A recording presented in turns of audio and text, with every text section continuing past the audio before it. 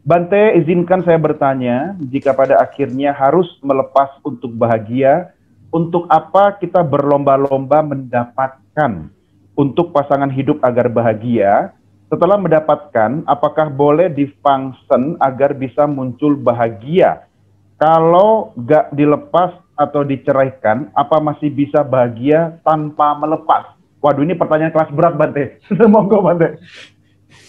Jadi maksudnya ini pertanyaannya, kita cari-cari susah-susah cari pasangan hidup, kemudian mau dilepas gitu ya?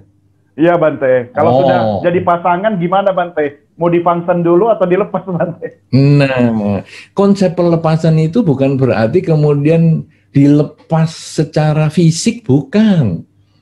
Ya, jadi misalnya pasangan hidup, nyarinya sudah susah, kemudian akhirnya sudah dapat, kemudian sudah bisa mungkin punya keturunan 2-3 orang, kemudian saya kamu pulang aja ke rumah, saya juga mau pulang ke rumah. Bukan itu. Tetapi pelepasan itu dalam konsep berpikir. Jadi misalnya pasangan hidup satu ketika menjadi lebih tua, lebih jelek.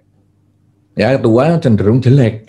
Jarang ada tua itu lebih baik.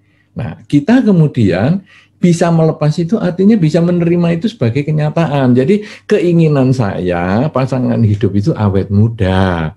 Kenyataan ternyata setelah berumah tangga 20 tahun atau 30 tahun, sudah kisut di sana, kisut di sini.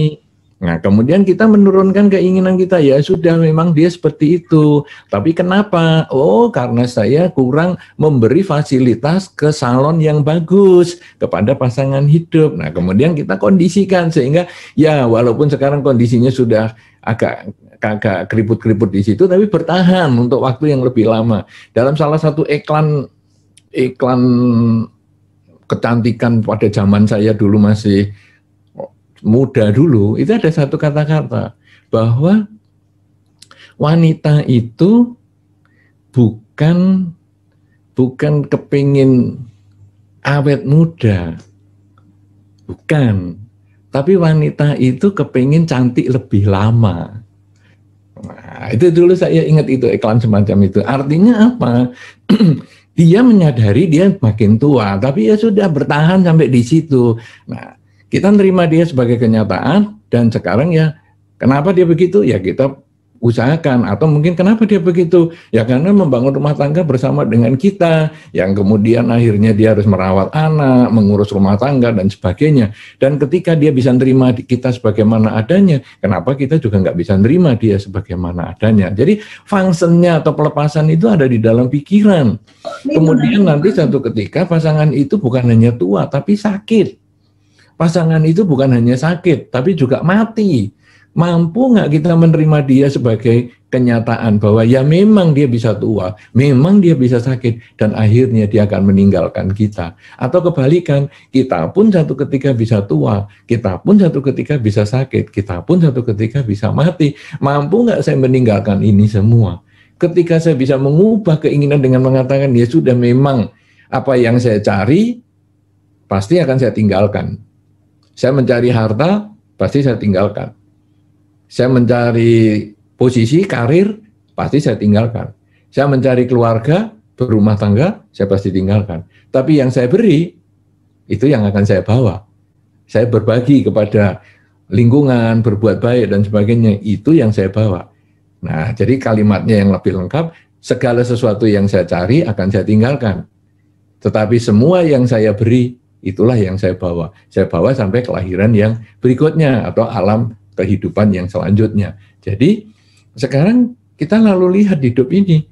Oh seperti itu ya sudah, saya pelepasannya di pikiran. Ketika mempunyai anak juga lepasnya di pikiran. Bahwa anak ini tidak bisa kita pegangi terus. Satu ketika dia juga harus mandiri, dia bekerja sendiri, berumah tangga sendiri dan sebagainya. Teman juga tidak bisa saya pegang terus, karena teman satu ketika juga harus berpisah. Diri saya satu ketika pun harus berpisah dengan kehidupan ini. Itu konsep, bukan dilakukan suruh pulang ke rumah, bukan. Ya, itu mudah-mudahan bisa dimengerti ini si penanya tadi.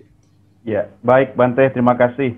Jadi kalau kayak di sinetron itu kan Bante suami istri berantem gitu. pulang, pulang. Pas di depan teras baru sadar Bante, loh, aku pulang kemana lah, ini kan rumahku gitu kan. Akhirnya masuk lagi Bante. Nah, saya kayak gitu Bante. Saya susah kalau berantem sama istri, harus baik-baik. Kenapa? Semua aset atas nama istri. Jadi paling jauh cuma sampai ke teras gitu. Baik, itu ya jawaban buat Cucung Edi.